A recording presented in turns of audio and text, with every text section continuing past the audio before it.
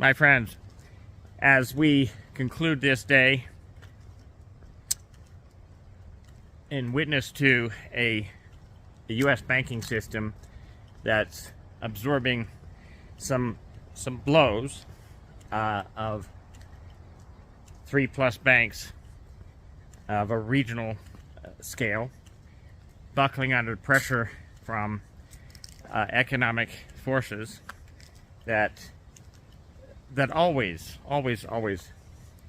involve confidence, belief in the value and the values that our monetary system expresses. The phrase full faith and credit is an expression derived from the Constitution, the full faith and credit clause of the Constitution of the United States, meaning that the United States, its citizens, its government, stand firmly behind the U.S. dollar and the commitments made in its name using our currency.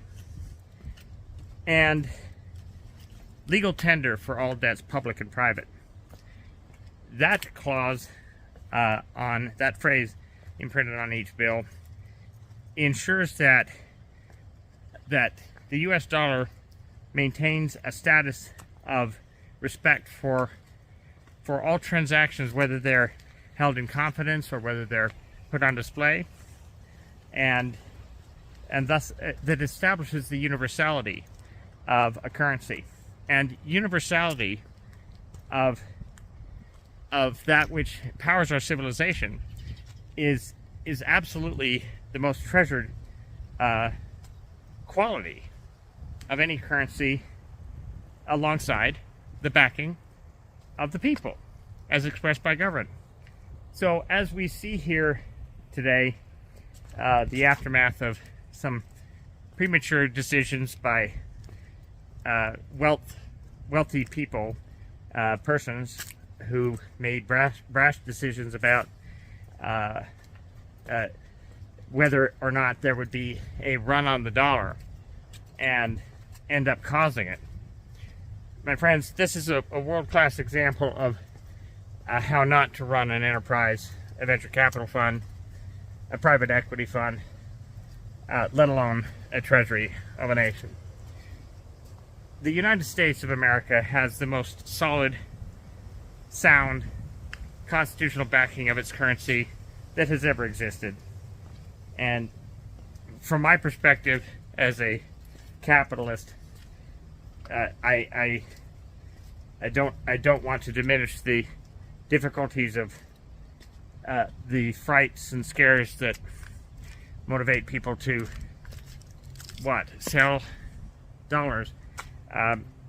In my opinion, that's utterly insane. The United States dollar is the currency of choice for the world because of the United States Constitution and all of the history that has gone into building that as an institution, as a nation, and as a commitment of the world's most advanced and mature democracy. We stand on an extraordinary set of accomplishments that cannot be diminished by the brash act of isolated, even if wealthy, decision makers. No. So if I were offering investment advice to those who would listen, I would say back the buck, because you're not going to go wrong. And speaking as a candidate for the White House, I can assure you that on my watch, the dollar will be strengthened. If anything, strengthened beyond measure. Bet on the buck. That's my advice, my friends. And let these whims and whimsies pass by. They will.